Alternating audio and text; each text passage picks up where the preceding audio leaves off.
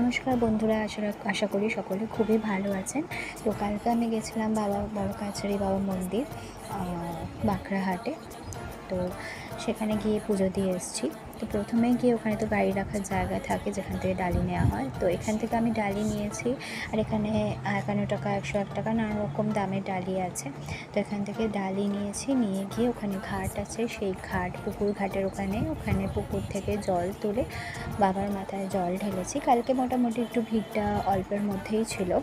তো ভেতরে তো ভিডিও ফটো তোলা সব নিষেধ, তাই বাইরেটাই দেখাচ্ছি।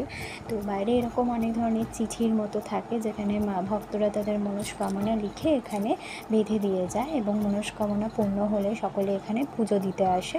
মোটামুটি 6টা নাগাদ থেকেই মন্দির খুলে যায়, আর সন্ধ্যে 7টা অবধি খোলা থাকে। তার মধ্যে যখন ইচ্ছা আপনারা এসে পুজো দিতে পারেন। প্রত্যেক দিনই খোলা থাকে। আর শিবরাত্রিতে তো বিশেষ পুজো থাকে, এমনকি সেদিনকে সারা রাত খোলা থাকে মন্দির। তো প্রচুর ভক্তরা এখানে এসেছে, মনস্কামনা পূর্ণ হলে তারা আসে। কেউ বাচ্চার জন্য মনস্কামনা করলে তারা গোপাল দিয়ে পুজো দেয় বা লক্ষ্মী দিয়ে পুজো দেয়, এবং সেই বাচ্চাকে আনে। সেই বাচ্চার জন্য বাতাসার নিয়ে হরিণ লুটো করা হয়। আর এখানে যাদের মনস্কামনা পূর্ণ হয় তারা পুজো দিয়ে যায়। ভীষণই সুন্দর একটা জায়গা। আপনারা এখানে ট্রেনে করেও আসতে পারেন, মাঝেরহাট থেকে নেমে, বা বাসে করেও আসতে পারেন। ভীষণ সুন্দর জায়গা, অবশ্যই আসবেন।